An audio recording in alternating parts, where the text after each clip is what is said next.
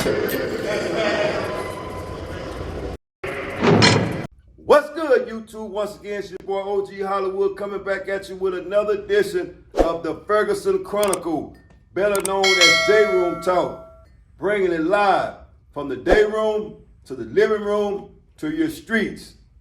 However, before I get started, like always, I have to tell you just a little bit about me. Did 10 years on that Ferguson Unit, met a lot of guys. Some I was good with, some I wasn't.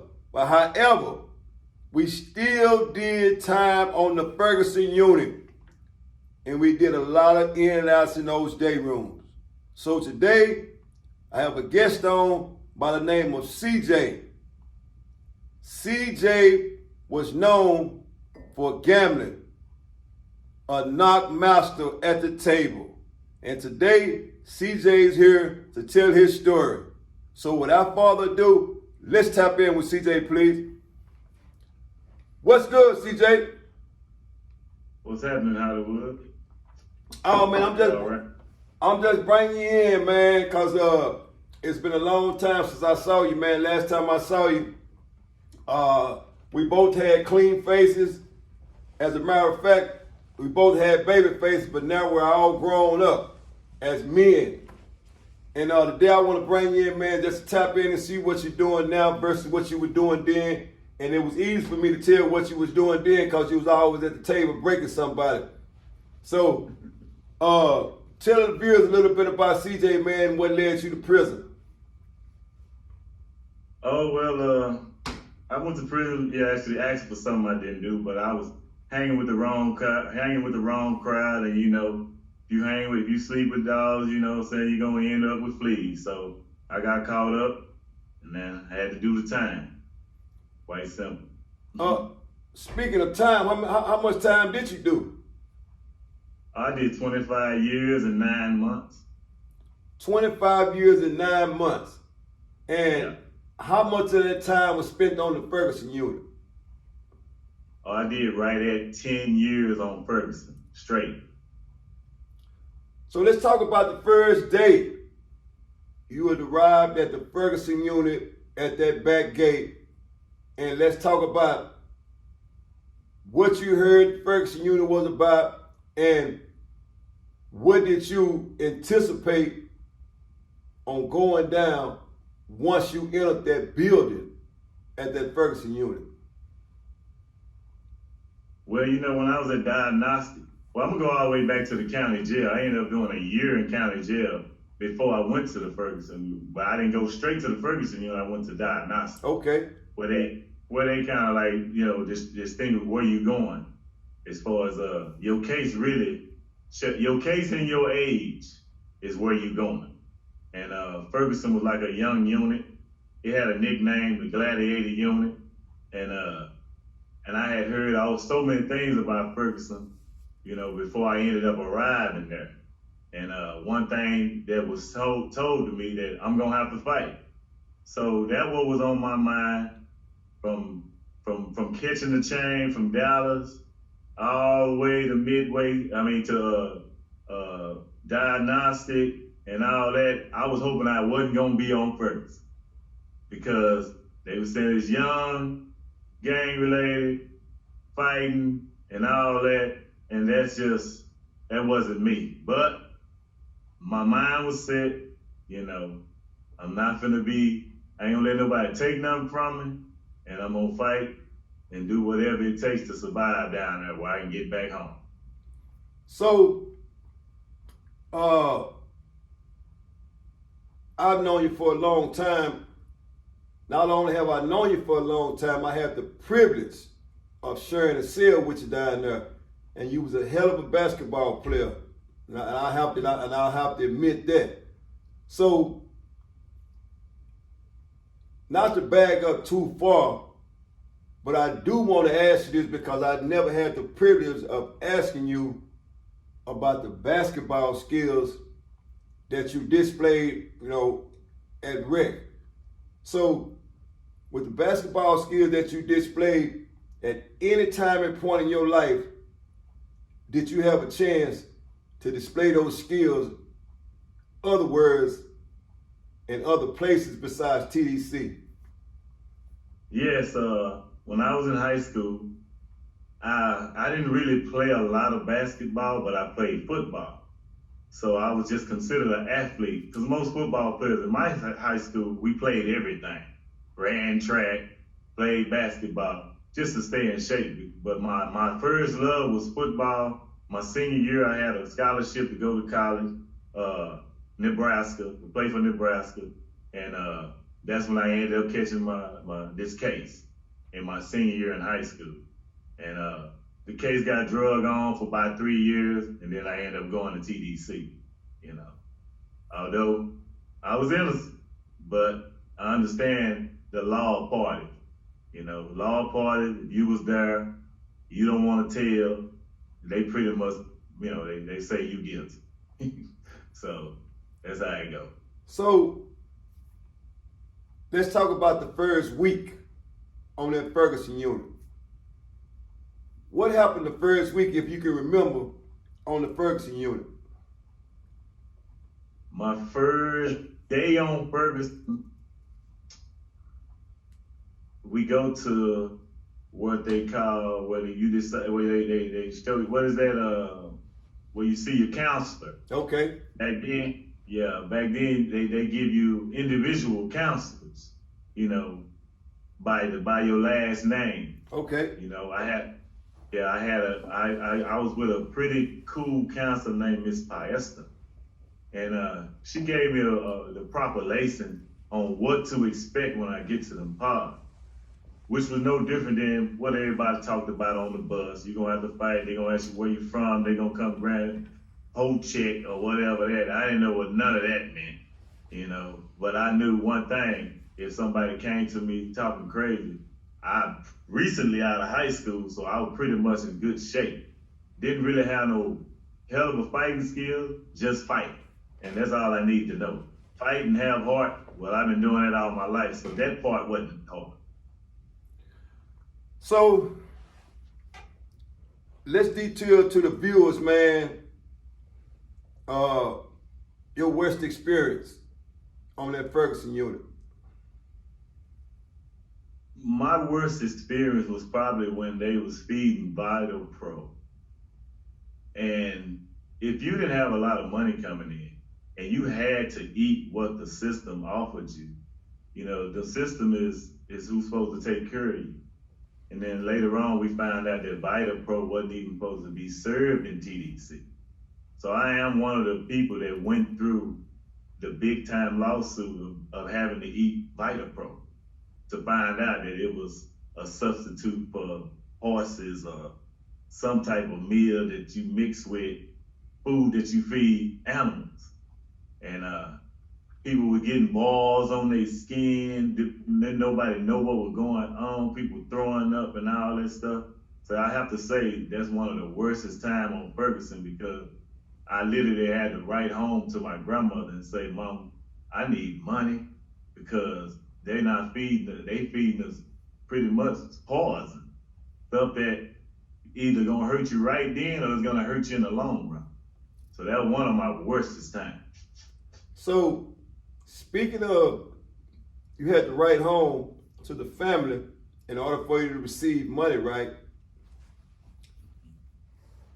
In the event, if an inmate couldn't write home to give money to go to commissary, what would that individual have to do in order to survive in prison? If there was no money on the books and they serve Vital Pro on a daily basis? Well, I'm one of the best people to ask. Yeah. Cause like my first 7 to 10 years, I didn't go to the store a lot. My family was still in shock. Like, I can't believe he done went to prison, cause I never had a juvenile record, so I wasn't known as being a criminal. So, when they snapped out of it, I'm in TDC fending for myself. So I decided to start hanging around the gambling table and just looking, seeing what everybody, seeing how to play certain games, learned how to play knockdown there, I already had a decent Big Six game, but then I learned how to be awesome in Big Six. So you got to learn how to do things that can provide for yourself, but at the same time, not get in no bunch of mess, you know. But then it gets to the point when you ain't got nothing, then anything really goes, you know.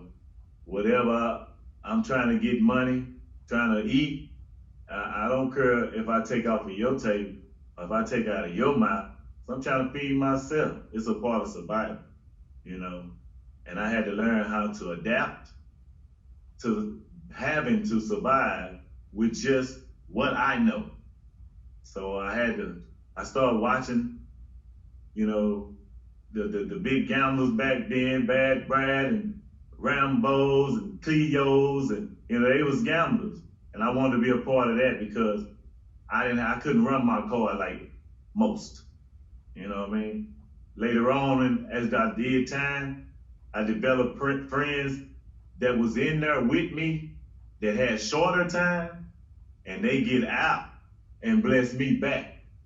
That's where my new discovered family came from, TDC, because I had to make TDC my family and not, you know, be as an outcast, because when you're an outcast, it makes it worse, you know. So my survival was skills and being slick, you know, them shorts, you know. And then you had people that just didn't know. And people, we preyed on weak. We can't be ashamed to admit that. We preyed on the weak. Sometimes people come in that's just as green as I was when I come through the door. If I can get a guy a case of soups and a couple bags of corn chips off of him because he don't know nothing, I did that with no remorse. You know, to this day, you know, God has gave me a heart to have remorse about anything and everything. So I must let everybody know. If it wasn't for God, I wouldn't be here. And I thank him. So let me ask this, man. So what does it feel like with no money on the books, going to commissary, running your card, and they handing that card back to you, and they say, hey, man, not today? I use that, Hollywood, as a stepping stone to what I present in the world today. First, I'm gonna tell you how it feels. When you run your card, first of all, people is wrestling to even get in the line, right? Yeah. The commissary was a big deal, you know it. Yeah. You had to stunt and hang out and straight up just take your spot to get them groceries. Okay, I wasn't that type of person because I ain't had nothing, so I wasn't gonna get nobody away. But when I did get a letter from the mail, a letter in the mail saying I got some or whatever, and I go down there, I'm going down there on some for sure.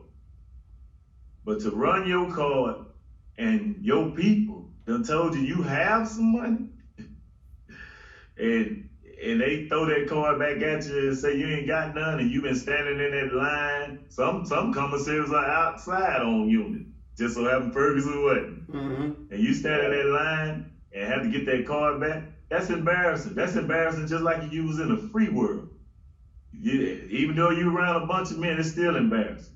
So it made me say to myself, if I don't see the money on some type of receipt, then I'm not going. And I based my life on making money off the land. And the land was TDC at the time. So let me ask this, during your time in prison, and like you said, we all don't have a lot of communication with family because now we are considered the black sheep of the family, so we're outcasts, right? And we know a lot of time people say, well, we sent this or we sent that. However, that's not the case. In other words, they'll be done told you a lie, right? Right. What does it feel like from a mental standpoint, and how do you recuperate after somebody in society has told you a lie inside of TDC? You feel betrayed, especially if it's somebody that you felt like loved you, right? And it doesn't mean that they don't love you.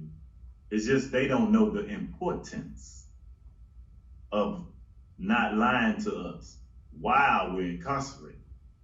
Because it can trigger us in so many ways. You know, me, I might not think about hurting myself or nothing because my people lied to me. Someone else, I done seen when they people lie to them, literally kill themselves. Yeah. You know what I mean? So I used that when I got out to sit down and talk to my family like we're doing now about how it feels when the people lie to you.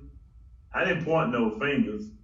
I just talked like I'm doing now and let them know that is the most horrible feeling when a person that you've been knowing all your life, and that's goes from mama, daddy, sister, and brother, cousins, aunts, and uncles. And when you ask for something and they tell you it's there and it's not there, that's a horrible feeling. So it makes you don't want to trust no more. And it's one of the reasons why a lot of us that gotten out of TDC, we're easily to detach from people because of that. And that I went through, you know. A lot of people didn't go through that, but I'm one of the ones that did. So, I know we spent a lot of time in them day rooms, right? Did a lot of in and outs, you know. Let's talk about the time when you first entered the day room. What was it that CJ saw that stood out to him that he can remember right to this day in 2022? What stood out to me is everybody seemed to have an agenda. Everybody seemed to have something to do. And that was amazing to me because I never wanted to be comfortable. And everybody looked comfortable, you know. I had to learn, relax, man. You're doing time now. Ain't no need of you being uptight all the time because it ain't gonna do nothing but stress you out and take you to an early grave. You know what I mean? So I watched myself, I watched people, and I had to figure out a way to survive. And I went to the gambling table. You know, got my little bumps and bruises from losing, and then learned how to win. And then it wasn't gambling no more. It became a hustle. You know, gambling and hustling is two different things. Well, me and you know what the term of gambling and hustle is inside of prison. So if you don't mind, tell the viewers what's the difference between gambling and hustling inside of an institution. Gambling, you putting your money at stake. That means you putting something that you got at stake. Hustling, it's a plus every time. That means you're winning. When you're hustling, you're winning. There's no losing in hustling. Because if you lost, that means you didn't hustle. You didn't hustle for phone nothing. Hustle is an intake, not an outtake. You know what I mean? Hustle is an intake. So I became a hustler, not a gambler. You know what I mean? I looked for the easy battle because there were people just like me. Yeah. Now that was, when I dealt with people like me, then it was just a competition thing. It's a battle of the minds. And it's a lot of that in TDC. Yeah. The battle of the mind. Right. So, on a day-to-day basis, man, and I know we all prepare different from a mental standpoint, right? Because we all have different agendas, like you said. How did CJ prepare himself mentally in the Texas Department of Criminal Justice every day that you woke up knowing that you were in prison for something you didn't do?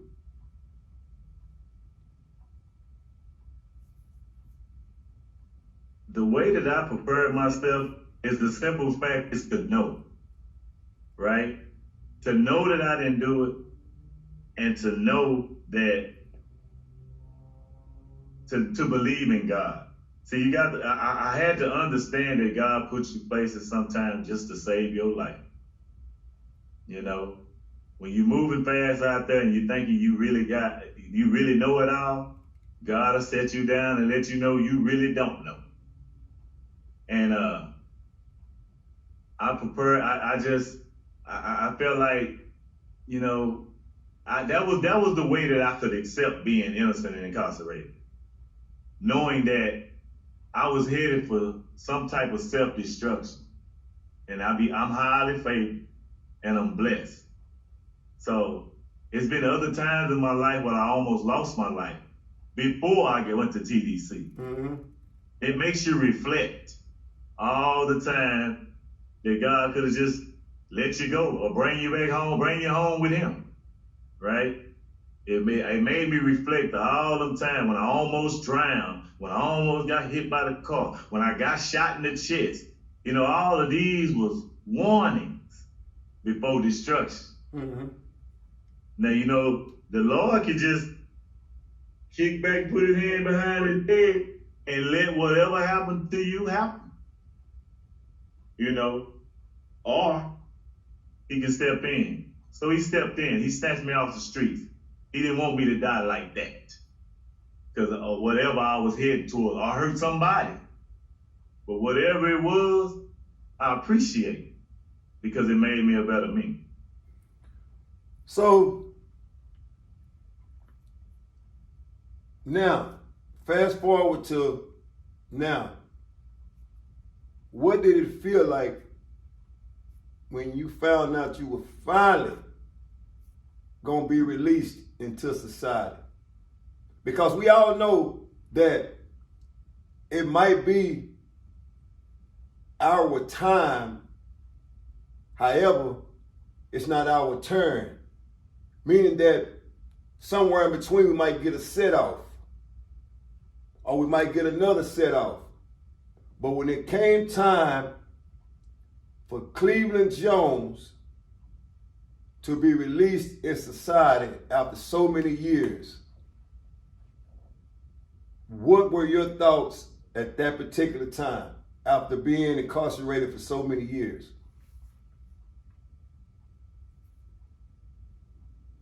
You know, we used to have a saying in Hollywood. You remember we used to say, okay now. And that's one of the things that escaped my mouth. I said, okay now. I wanted to prove. As soon as I made parole, the only thing in my mind was proving my innocence, right? I did that already. The second thing on my mind was surviving out there. I'm getting another opportunity, right? The third thing was on my mind. They're not letting me go tomorrow. I got to stay out of trouble until that date. Mm-hmm. Because they don't make it easy for us. Yeah. I made parole one day. I didn't get out till 9 months later. Mm-hmm. You know what I mean? So in that 9 months, I worked on me. Self-help books. I took a trade, brick masonry. I read books and I worked out. Health is wealth. So I stayed on my grind as far as mental, as far as physical, working out. I stayed on my grind mentally, reading books. I read a lot about women because I know I was gonna have to get out there and get me my rib. Because, you know, without a woman, we ain't nothing without her. You know, we ain't even recognized without a woman. And I understand that because they are a blessing. You know, women are blessings. They're the best creation of God because they are life givers. I had to understand that, right? So I basically just got my mental prepared, reading, got my physical prepared, working out, and just learning to be quiet. Because a lot of people don't understand our lingo, and I go to talking, and people be looking at each other like, what is he talking about? You know what I mean? Yeah. So I had to learn to do more listening than talking. Yeah. So let's talk about some of the takes that you brought back to society that you still implement in your life to this day. Hard. Of course, you're born with it, right? But when you get down there and you are faced with so much adversities, so many problems, something was going on Ferguson every single day. And you got to have a pretty stiff heart, man, to go through that. You know what I'm saying? And you got to have a strong mental to be able to take that, you know? And you got to have a strong mental to not say something on something that you really want to say something about because of the way that it is. So my biggest strength I draw from doing time is patience. Patience. I wanted money so fast that I hung with guys that made fast money. Got tied in the circle. Didn't have to touch nothing, but I'm tied in the circle. Basically looking for an image, trying to look a certain way. But in actuality, I was ruining my life, you know, but I learned it's not about what people think. It's not trying to keep up with the next man. It's not about all that. It's about satisfying yourself, you know? And then you can satisfy others. First, you gotta satisfy yourself, you know? My grandmother told me something, Hollywood, about 3 months ago. Out of 51 years of living Hollywood, my grandmother told me she was proud of me 3 months ago. You know how long I've been waiting on that? Since I messed up. Yeah. Mm-hmm. So when she see me doing the right thing, I talk different, I walk different, I act different. She said, I'm proud of you. So, you know, those are some words that she raised me. You know, those are some words that can't nobody take the joy away from me. Because I've been trying to make that woman proud of me for a long time. Yeah. You know what I mean? Because she took care of me, you know? So let me ask this, man. What is your advice, or what advice would you give to anyone to stay free? What is your key to success on staying free and not returning back to any institution in America? I always remember patience. You'll get your time. Everybody get their time. But when the opportunity is there, grab a hold to it and hold on to it with both hands and feet.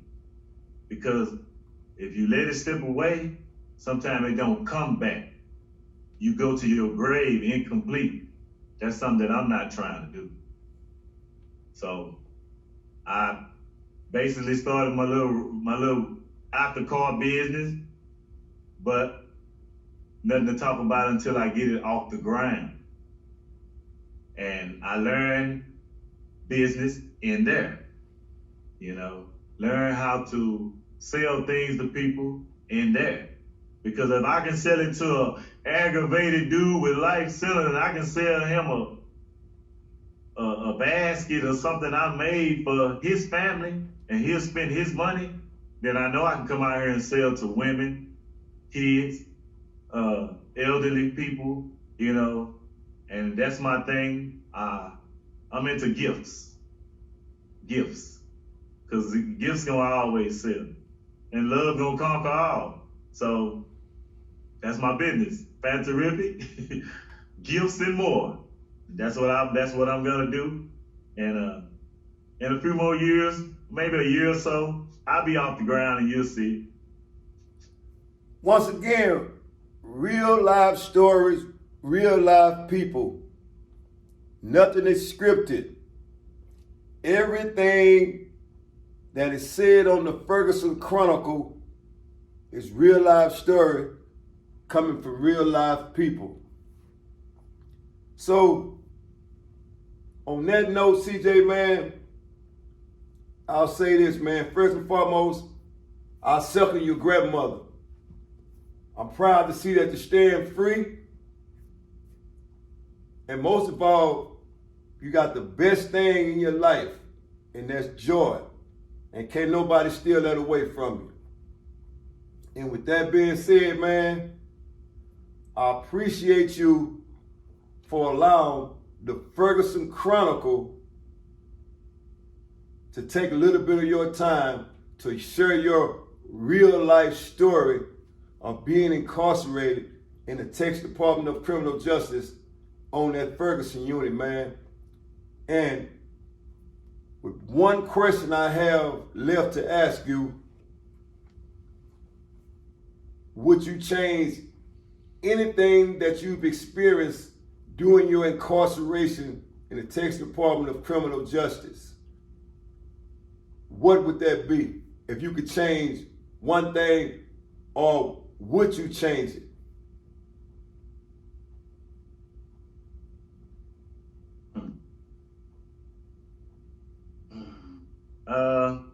I basically, God sent us through things, to learn. I've learned a lot. I've been through a lot. I wouldn't change it. Of course, I wouldn't want to go through it again, but I've been through it. I chalk it up as not an X on my back. I don't chalk it up as being a failure. I chalk it up as an experience. I went through an experience. I'm not a criminal. I'm not going back. I don't even think crime. None of that.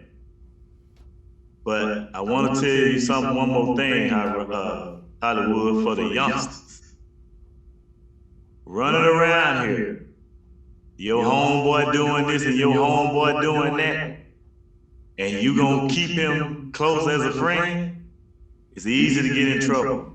It's hard to get out. So let me ask you this, man.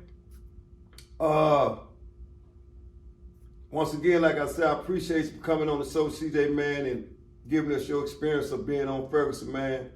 And like you said, it's a hard unit, especially when we were there, to survive and make it home. So that right there is a plus. And we at the Ferguson Chronicle, man, wish you nothing but the best. How important it is to CJ, and what does it mean to be able to tell the viewers your story? It means the world to me, because a lot of people that just knew me but didn't know much, and you see what I was locked up for, you be swear to God, I'm this type of person. I'm nothing what they label me as. I just want everybody to know me. I am nothing what they label me as. But I'm back home. I'm doing the right thing, and I'm chasing what God got set for me. And I'm not gonna ignore it anymore. That's about it. Once again, real life stories, real life people. Nothing is ever scripted at the Ferguson Chronicle. Once again, Ferguson Chronicle. Real life people, real life stories. Salute. Salute.